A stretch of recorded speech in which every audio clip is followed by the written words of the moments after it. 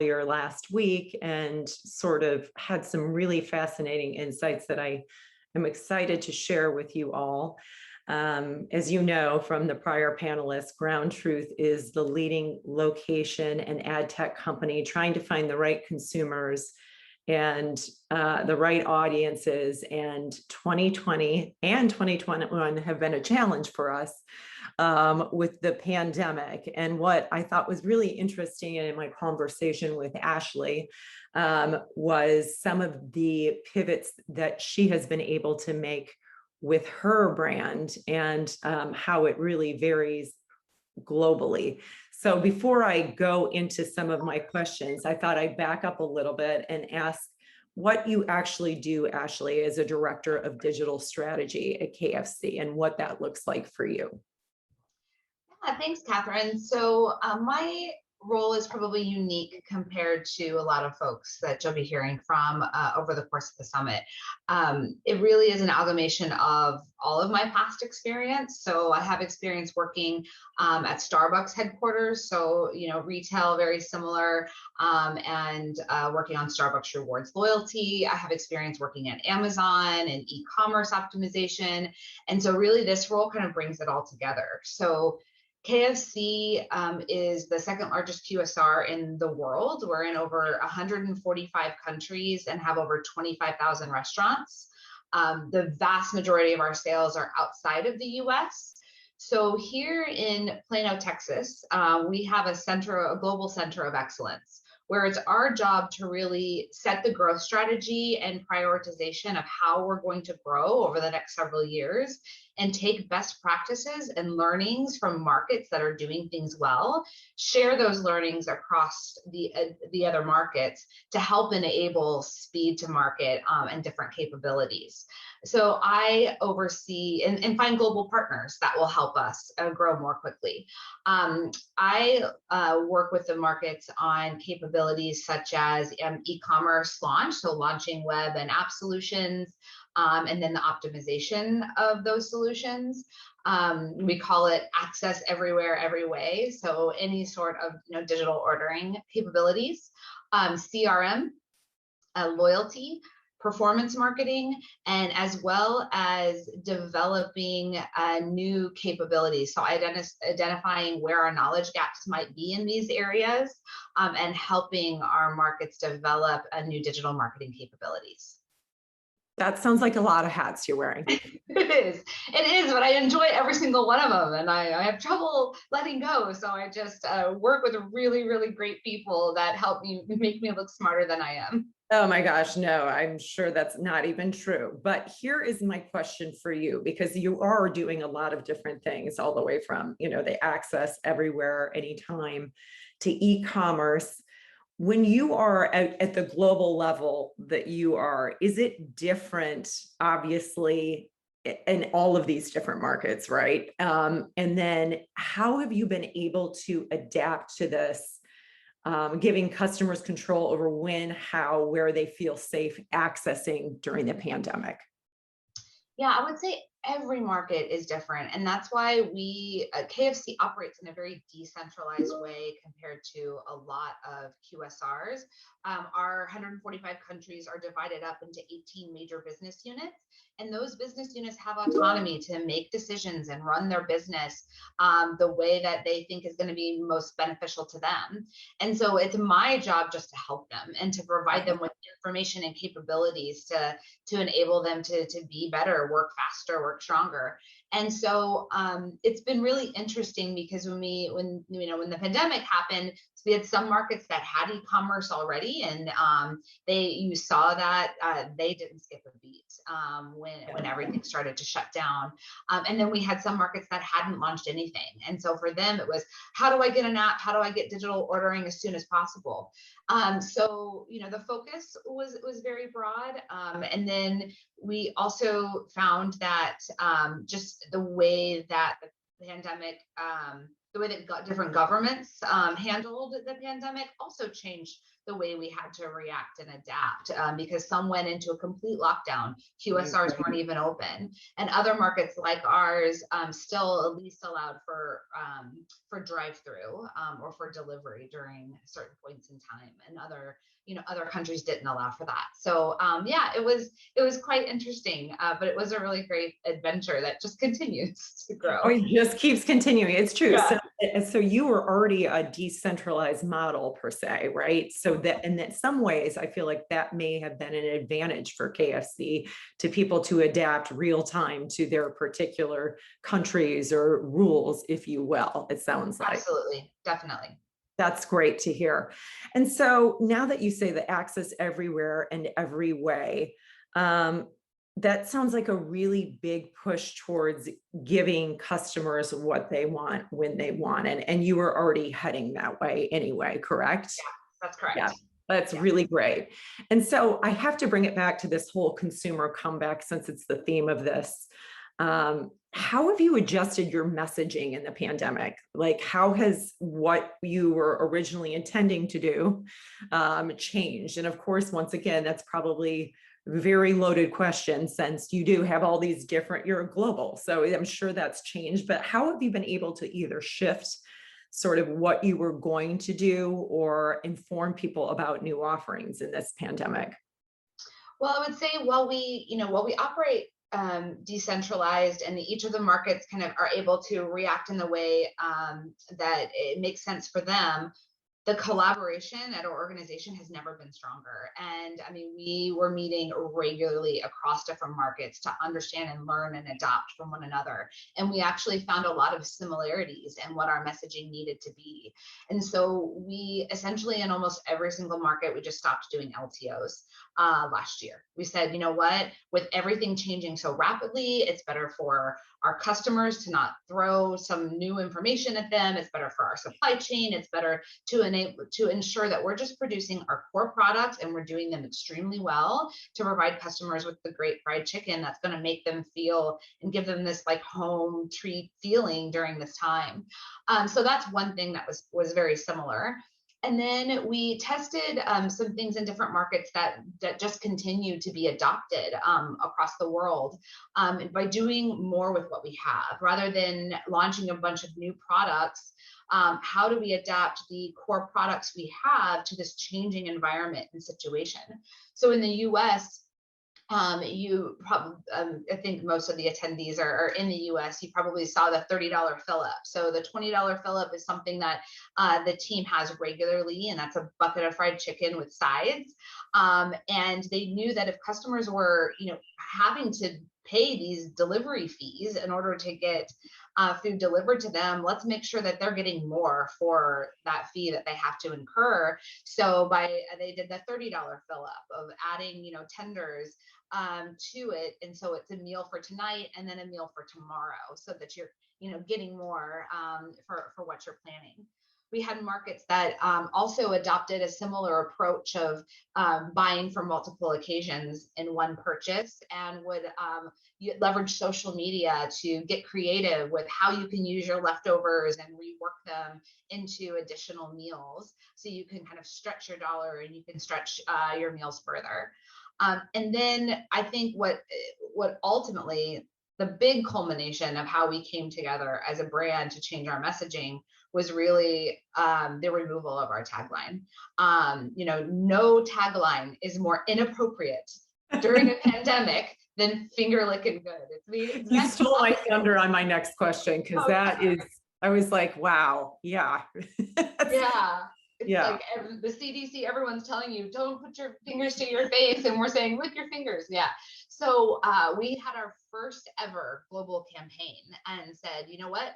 We're killing the tagline. And we pixelated out the finger licking part. And then we and just said, you know what? We're just pausing it for now.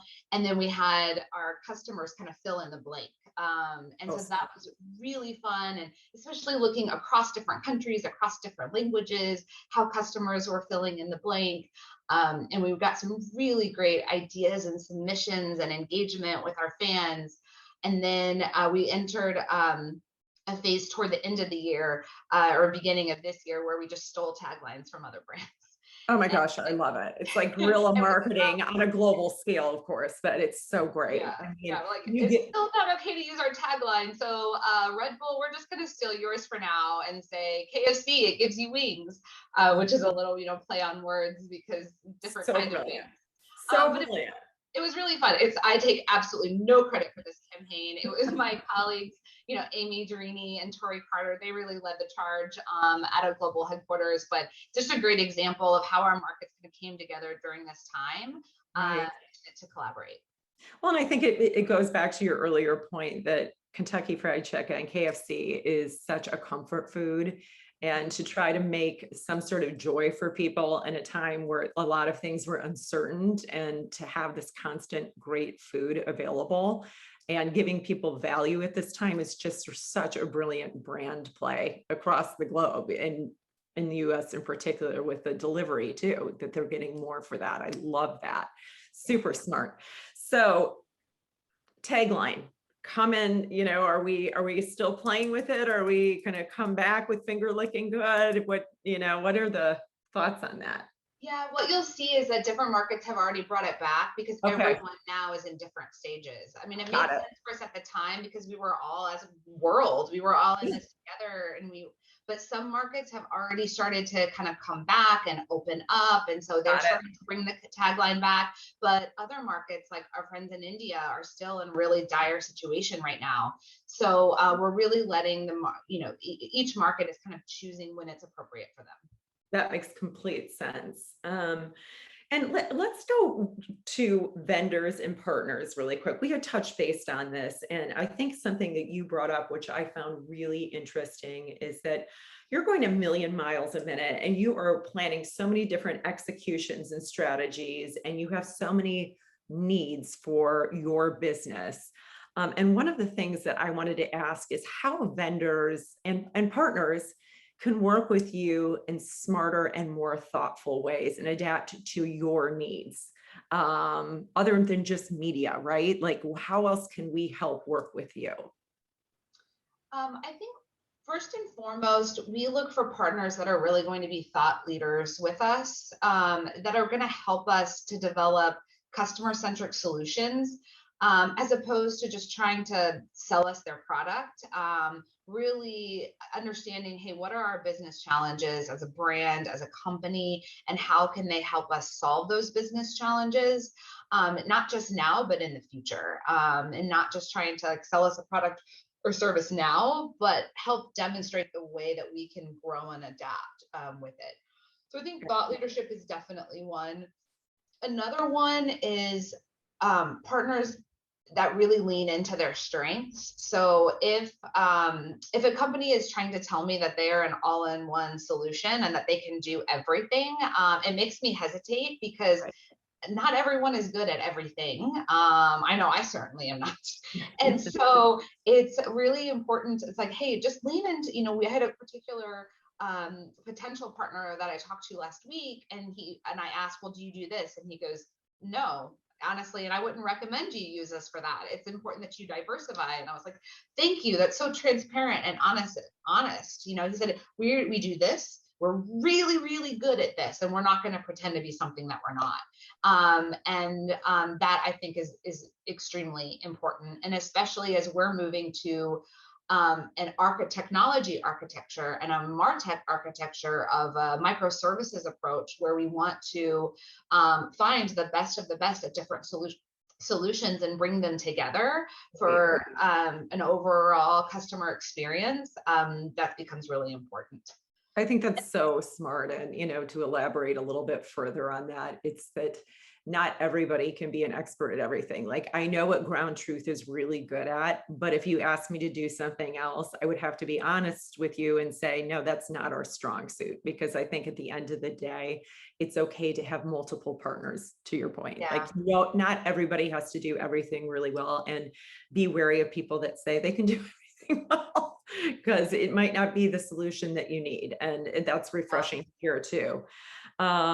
And another thing that you had brought up too is leaning into your strengths, right? So it's like people that can do one thing really, really well, that can be that partner for that. And then you have somebody else measure it. So for instance, we're really good at giving you people and driving foot traffic to KFC. If you want somebody else to measure it, we suggest that because we don't grade our own homework. So if you need that third-party verification, go with somebody else, which that's just exactly what you're saying. Another thing you had mentioned to me, since you do cover so many countries and you are on global, that partners that have global scale are important to you as well. Is that correct? Yeah, that's very important. It's really hard for me to spend a majority of my time or for us to invest in a partner that can only be a solution for one market. That Yeah. doesn't mean we don't partner with them, but that's when I say, hey, go and talk to so and so in that particular market, find out if you can help them. But I focus my focus is the whole world. So I'm looking for partners that are going to help enable us to become a stronger organization on a global scale. We do have partners that, are only solutions for one or two markets. And I'm totally fine with that. And I partner with them and I talk to them regularly to say, hey, how can I find someone like you in the Middle East? How can I find someone like you in in the Asia Pacific market? Like, you are a great partner to us, but since you can't scale, can you help me track down someone that can help us scale Right. scalability? And so that goes back to that thought leadership I was talking about Yep.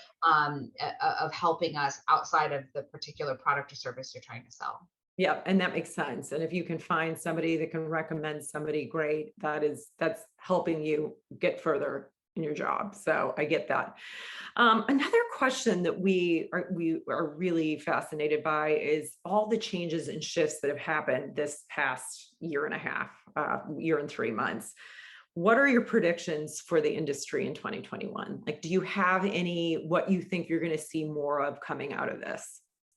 Yeah, I think there's a few, and I'll look at 2021 and beyond. I think in 2021, we're going to continue to see that convenience is king. I think customers have gotten used to digital ordering. They've gotten used to diverse ways of ordering and access brands. They have more choices than ever before, than for any type of occasion that they're looking for. And I think we're going to continue to see that even increase. We're going to see more and more aggregator solutions coming out, more and more of these like combining of ordering experiences and different ways to pick up and access food.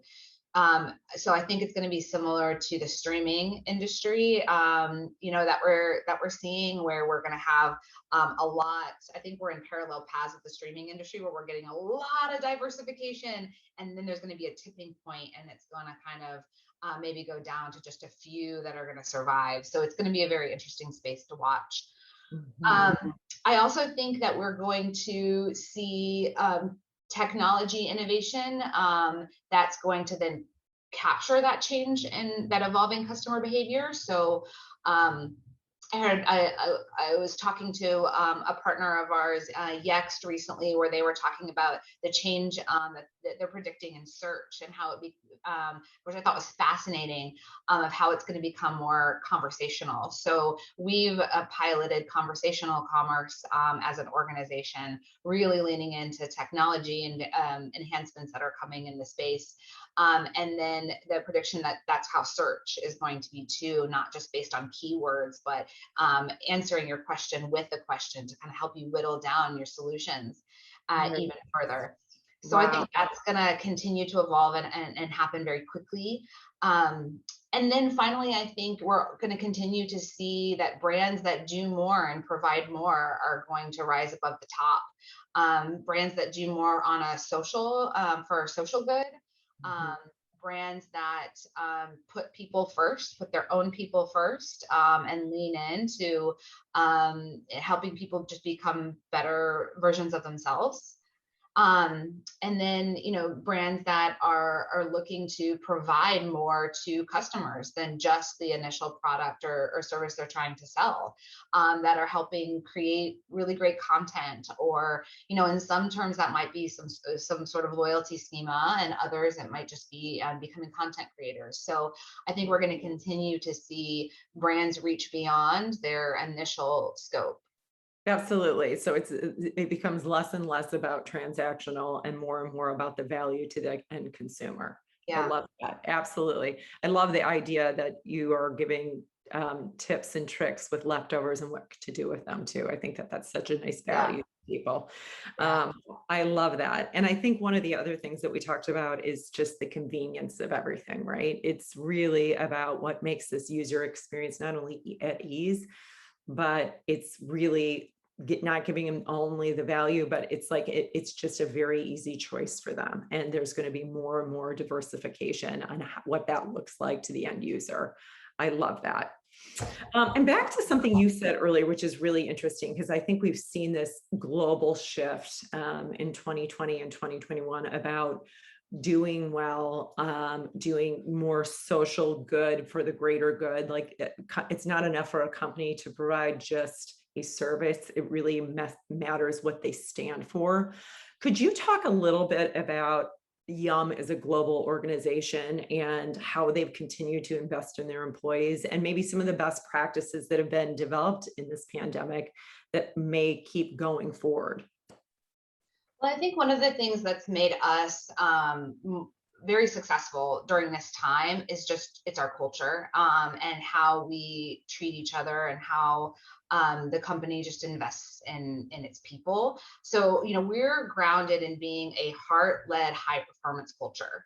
From a high-performance perspective, we want to be the best. We want to do the best, and we are continuously pushing for more. And we want to make sure that we can have an impact and grow the business. And we have high performers that are given the autonomy to do just that. But a lot of companies talk about how they're a people first organization. And I've worked at some really big companies, and I have never experienced a company that walks the walk the way that Yum does, and especially KFC. We really see each person as an individual, and so we want everyone to bring their unique and authentic self to the table. And we think that's how we're going to have diverse ideas and a diverse approach to growing the business. And the company really put that into action during a time when most people were just stressed. We were too. We were working longer hours, Yeah. 6 Yeah. a.m. calls, 10 p.m. calls. But we have a very flexible work culture and environment, and that's here to stay for us for the future. The company gave us extra mental health days to make sure that we were doing okay. Constant reward and recognition for the work that we were putting in. I mean, my family would talk all the time. I would get another package on the front door, and they're like, "What are you getting now?" I'm like, "Oh, the CFO sent me tips treats to thank me for doing, start helping out with this presentation." Or, "Oh, I got this T-shirt from this country for, helping out on this project." And just having fun in what we do and recognizing and rewarding each other. You would think that would become more challenging when we're in this like remote working environment. But it Right. really was just made stronger. We just had to adapt into new ways of recognizing and rewarding one another. And it was so amazing to be a part of that. That's amazing. So it sounds like you guys are definitely stakeholders, but you go with your entrepreneurial spirit and you're rewarded to do that. And people recognize that. I love that. So some of the things that you think out of this pandemic that may be here to stay with Yum Brands and maybe KFC in particular, like give me some examples of best practices that maybe that your company will continue on doing. Definitely having this kind of flexible working environment. We've had some people that, some people want to go back to the office, some people want to stay working remotely. And we're going to provide the flexibility for everyone to feel comfortable doing what's important to them. I think so that's here to stay. We've attracting talent and being flexible with where they live, and not if they want to relocate, great. Yes, we'll pay for you to relocate. That's fine. Come on down to Dallas. It's a great place to live. But if you don't want to relocate, we just hired a couple people that live in LA, and they want to stay in LA. That's fine. Like, stay in LA, and we can remote in. We have, in my team, we have someone in Moscow, 2 people in Australia, 1 person in LA, and then 4 of us here in Dallas. We're just having someone join next week from Chicago. So I mean, just having that flexibility to do what's best for you on a personal level is definitely here to stay. That's great. And I think it's game changing. And I think the best companies that are going to recruit the best talent, like you just laid out, are the people that are going to be flexible and realize that everybody has different needs and you don't have to necessarily sit physically together to get it done. Yep. So that's a great practice. I think you had mentioned some other things that Yum instituted, like mental health days and a reward and recognition culture. Can you talk a little bit about that? Well, that's, the reward and recognition is just how our culture has always been. Okay. We each kind of create our own personal awards. Mine, you might be able to see it behind me here, is the Wonder Woman Award. Yes. And I'm just on the top. So I have a personal award that I give out for women specifically in the technology space that are making a difference and doing great work. Women are significantly underrepresented in that space, and our company and me personally are looking for diverse talent and female talent that we can kind of infuse in technology, and I make it a point to recognize those individuals. And so we each have like our own personal award that means something to us, that we create and we give and we recognize each other, and everyone has the ability to do that. I love that. And that's the name of the game, is keeping everybody happy and injecting fun in what you do. So that was one of the things you said too. You said that the team is really fun because everybody recognizes how hard everybody's working. Exactly. Here's our other question. So with the rise in digital ordering, which as you had mentioned is going, it's just the trajectory keeps going, right? How has organizational changes and what you're looking to invest in, like infrastructures or departments going forward, and some of the learnings that were happening in COVID, and maybe we're naturally happening that way, but some of the things that you might be looking to invest in?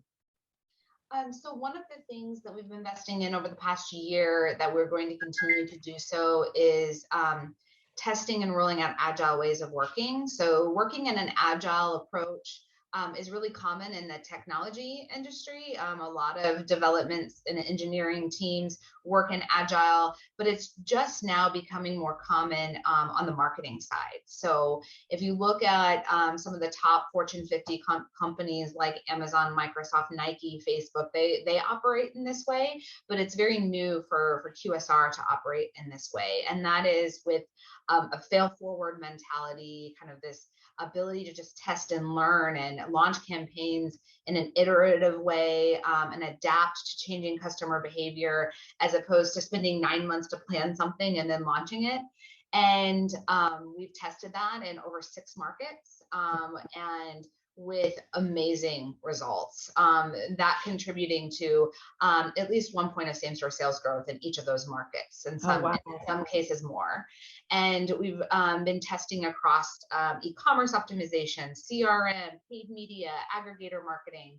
And we have a backlog of over 600 successful tests that any of our markets can just pull from and start to test and scale out in their markets. And so that ability to work in a really fast, efficient way and see the return on that investment so quickly is something that we're leaning into, and then going to continue to explore and roll out further. Oh my gosh, and that's really groundbreaking in QSR, to your point. Yeah. We see this in a lot of the tech companies, right? And you hear about it at Facebook and Oracle, if you will, but this is really exciting that you're implementing the best of for KFC. I love that. Also with attracting, so you've got to get top talent too. So attracting these people, are there different ways that you're looking at getting this top talent? You had already mentioned that you are agnostic to where people live now, which I think is a huge advantage for your company, right? What are some other ways that you're attracting tech and digital talent? I think, in addition to just kind of putting together just a really great package, right, that will attract people to the company, and in addition to all of the great culture that we have that you can't find at a lot of other tech companies, we are really, the opportunity with our company, because we're so new in the digital space in our industry, is to really be able to make a difference and build something from the ground up and put your stamp on it. And we find that that's really attractive to a lot of really great talent. People who have this experience already, they want to make a difference, and they want to be able to deliver an impact, and to have the autonomy to do that, and that growth trajectory that can come from that, of building something from the ground up and putting your stamp on it, and is so that I mean, so there's so much trajectory and room for growth, that it's just really attractive to people to want to kind of be on the ground floor and have that entrepreneurial spirit about it. For sure. And it sounds like that is overall a Yum thing as well. So, and then KFC in particular. So that's wonderful to hear. So I think without further ado, I'm going to open up some questions. I've gotten a few good ones, if that's okay with you, Ashley. Here's a good one. What do you see as the biggest future challenge to retail and e-commerce, and the biggest opportunity? Definitely the biggest challenge is going to be the competition, because all of these digital channels have opened up.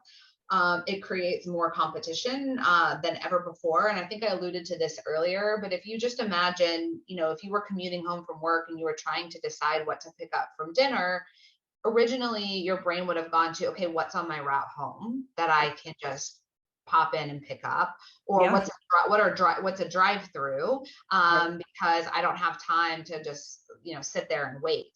Now all of a sudden I can have anything delivered. It doesn't matter where the location is located.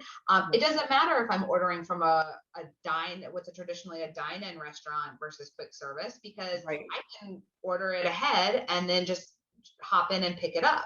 And so now what used to be, what is drive-through on my way home, your options just went to like exponentially larger. Very true. And so I think that's going to become our biggest challenge, is how do we be distinctive and how do we stand out, and with more competition facing us than ever before. And from an opportunity perspective, though, that's also the opportunity, right? You have access to more customers than you ever had before, because your customer pool used to only be those people that were nearby, that were looking for something quick. Right. And now you're like, well, you don't have to be nearby, or we don't have to be on your way home because we can come to you. Right. So it's being smart about your messaging and getting in front of that consumer in a non-linear way that we used to do. That's so true. There's other phenomenon that we just found out, because I'm the ghost kitchen too. There's this whole other, QSR, if you will, that's opened up, and it's really fascinating too. Like, who knew that this outlier was going to come in with no overhead that they have to pay, right? Like, I mean, ghost kitchens are great unless you have a secret recipe, and unless you're very particular about how your chicken is made. Right. Well, that's a whole other conversation. It took me 2 hours to realize that Mr. Beast Burger wasn't a physical location. I was like, oh, it's a whole new way of doing things. One of the other questions that was asked, which I think is great, how is the digital transformation of marketing and media industries impact brand marketing?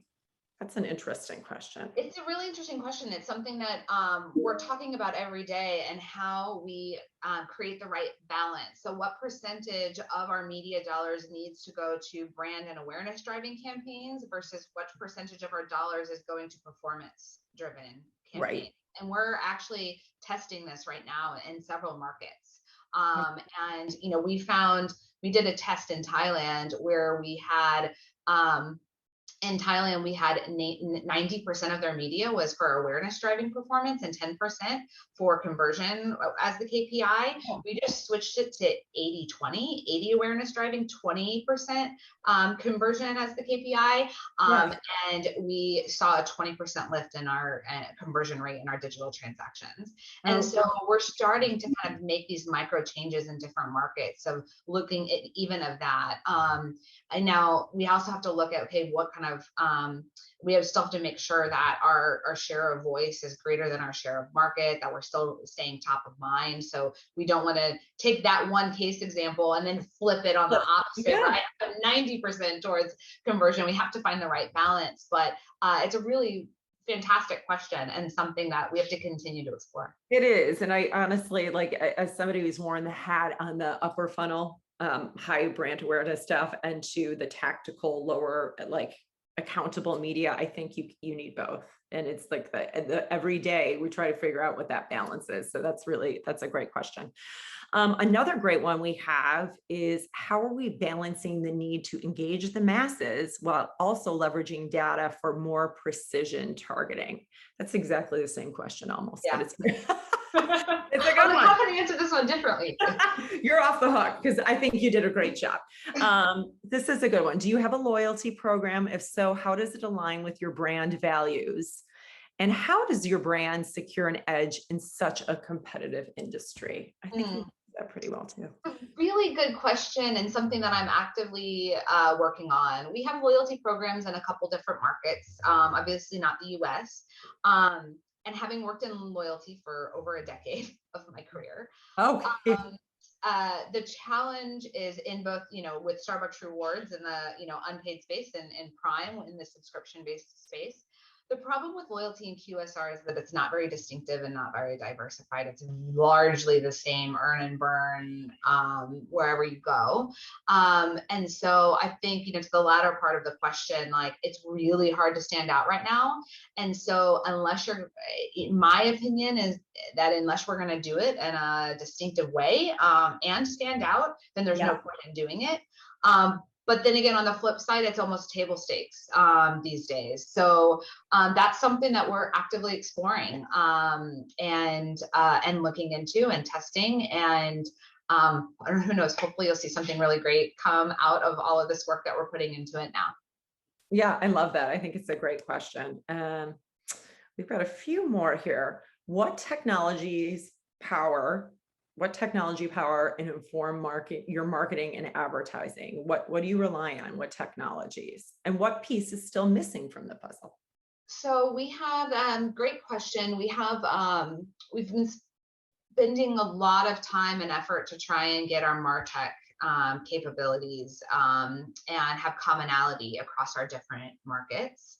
We have a really great CRM partner and relationship in Braze. We've rolled them out to 12 additional countries over the past 6 months, I think, like really quickly. And so we have a really great CDP relationship with Imparticle that we're rolling out. We have deep linking capabilities. We have, we're working with some partners on data lakes. Okay. We have an e-commerce backend platform, a web and app solution. So I think, what's missing right now is from an offer wallet standpoint. So as we kind of go into like loyalty, how do we try to test, really easily kind of test different like offers and rewards? And how do we evolve that as our data capabilities mature?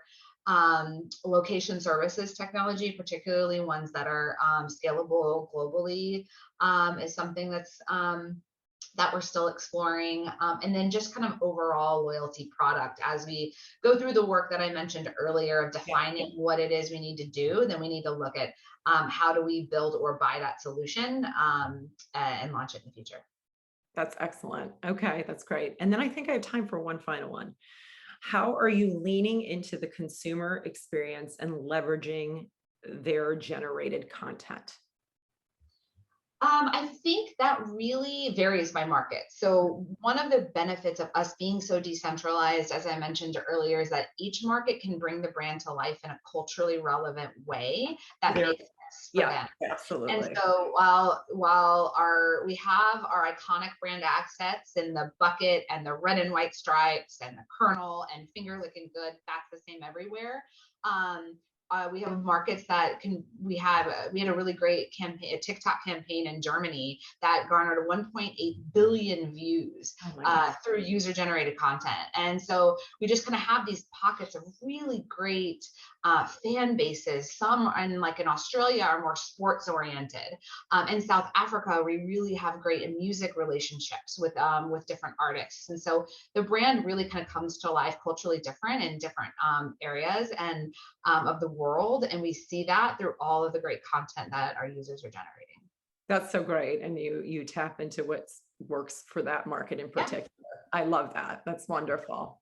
Well, thank you so much. This has been such a great chat, Ashley. I've learned so much about your business, and thank you so much for taking. Great. I hope I could be of help. Feel free to reach out if you have any further questions. Sure.